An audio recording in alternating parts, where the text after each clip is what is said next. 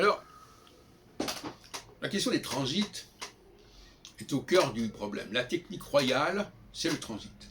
Mais, à condition de préciser que d'abord, il n'y aura pas un nombre d'aspects illimité, j'en ai parlé tout à l'heure, il faut s'en tenir au carré, à aux oppositions et aux conjonctions, de façon à ce que ça soit facile à manier.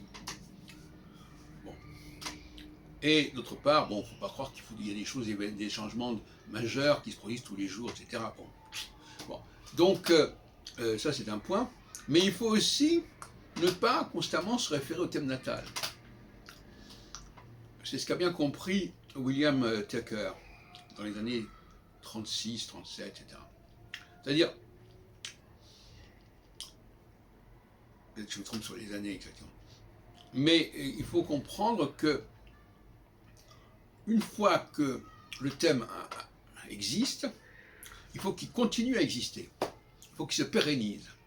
Et pour se pérenniser, le thème doit s'appuyer sur les étoiles fixes qui correspondent aux positions planétaires natales et notamment à la position du Soleil. Et à ce moment-là, on oublie le thème natal.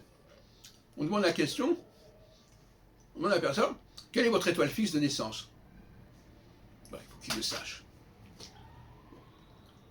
À quelques degrés près, il y a une étoile qui doit correspondre voilà, à une planète, au Soleil notamment.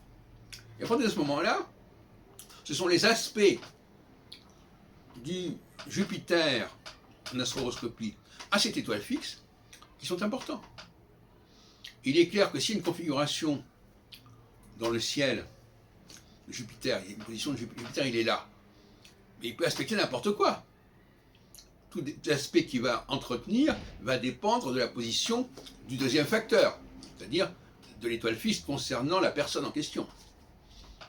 Ce qui veut dire que le même Jupiter, au même moment, exercera une influence de type quadrature sur tel leader et de type opposition sur tel autre leader. Ce qui veut dire que la configuration elle-même ne veut rien dire, ne peut rien dire. Si on ne fait pas entrer l'équation d'une personne en particulier, ça ne marche pas. Et c'est intéressant parce que ça montre bien qu'on a un accord équilibré.